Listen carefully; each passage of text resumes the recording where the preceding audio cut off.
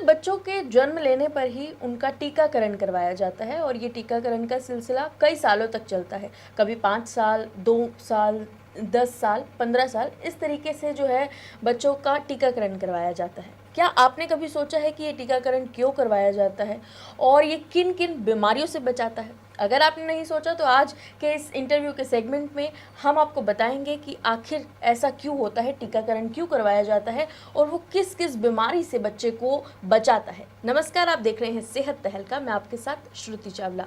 हमारे साथ मौजूद हैं डॉक्टर शशांक बंसल और इनसे हम जानेंगे कि आखिर ये टीकाकरण करवाया जो जाता है ये किस लिए करवाया जाता है, किस किस समय करवाया जाता है और इसके क्या क्या बेनिफिट्स रहते हैं। सर, हम जानना चाहेंगे कि जो बच्चों का, नवजात बच्चों का टीकाकरण होता है, स्टार्टिंग से वो एज वाइज किस किस तरीके से होता है और कौन कौन से उन्हें टीकाकरण, मतलब कौन कौन से वैक्सीन जो है लगाए जाते हैं? एक्चुअली जब बर्थ होता है बच्चे का, तो बर्थ पे सबसे पहले 3 वैक्सीन्स लगते हैं, जिसमें एक ओरल पोलियो होता है, दूसरा BCG होता है एंड हेपेटाइटिस B होता है। तो ये तो सबसे प्राइमरी डोजिंग है कि एट बर्थ हो ही जाना चाहिए। इसके बाद हम लोग बोलते हैं कि बच्चा जैसे 1.5 मंथ्स पे, 6 वीक्स पे जब हम बोलते हैं, वो लोग रिपीट विजिट के लिए आते हैं, तो एक नेक्स्ट होता है, then 10 weeks and then 14 weeks. इसके बाद नेक्स्ट वैक्सीनेशन आता है उसका सीधा 9 मंथ्स पे, जो गवर्नमेंट शेड्यूल के हिसाब से 9 months, then 1.5 year, then 4 to 6 years and then 10 years. तो ये एक शेड्यूल चलता जाता है। इसमें हम लोग सब बताते हैं, जैसे वो एक विजिट पे आते हैं तो नेक्स्ट विजिट का हम बताते हैं। बट इसमें सबसे प्राइमरी इंपॉर्टेंस जो हम लोग डिस्कस करेंगे वो BCG, hepatitis B and OPV की जो बर्थ डोज की बात कर रहे हैं उसके बारे में करेंगे। तो एक फर्स्ट होती है BCG, बैसिलस कैलमेट-ग्यूरिन करके आती है। ये एक TB के लिए यूज़ होती है वैक्सीन। ये आपको बच्चे को लगती है, इसमें डोजिंग आता है 1.1 ml एंड 0.05 ml। बच्चे के वेट के ऊपर डिपेंड करता है। तो अगर 1 kg से ऊपर का बच्चा है तो 0.1 ml लगाते हैं हम इंट्राडर्मल, यहाँ पे लगाते हैं। लेफ्ट साइड में एक फिक्स कर रखा है नोटेशन, जिससे कि आगे जाके पता रहे, यहाँ पे एक मार्क भी बन जाता है, स्कार मार्क, तो उसके लिए पता रहे कि हाँ उसको BCG वैक्सीन लगी है कि नहीं। तो ये जो TB के जो हायर वर्जन है, लाइक जो ज़्यादा कॉम्प्लिकेटेड TB है, जैसे मिलियरी TB चेस्ट का, and meningitis, TB meningitis and brain का जो TB होता है, उसके लिए यूज़ होती है ये वैक्सीन। दूसरी यूज़ होती है हमारी ओरल पोलियो वैक्सीन, जो हम पोलियो के ड्रॉप्स देते हैं, 2 ड्रॉप्स देते हैं, तो वो पोलियो से बचाती है। हालांकि इंडिया से इरेडिकेट हो चुका है, बट फिर भी अभी एक ये चली आ रही है कि अभी बर्थ पे ओरल पोलियो वैक्सीन हम 2 ड्रॉप्स देते हैं। तीसरी होती है हेपेटाइटिस B। हेपेटाइटिस B काला पीलिया जो हम बोलते हैं, तो इसका बर्थ डोज बहुत ज़रूरी है। तो अगर आपका बच्चा 2 kg से ऊपर है तो तुरंत लगती है at the time of birth. अगर आपका बच्चा लेस देन 2 kg है तो आफ्टर 1 मंथ आप लगाते हैं।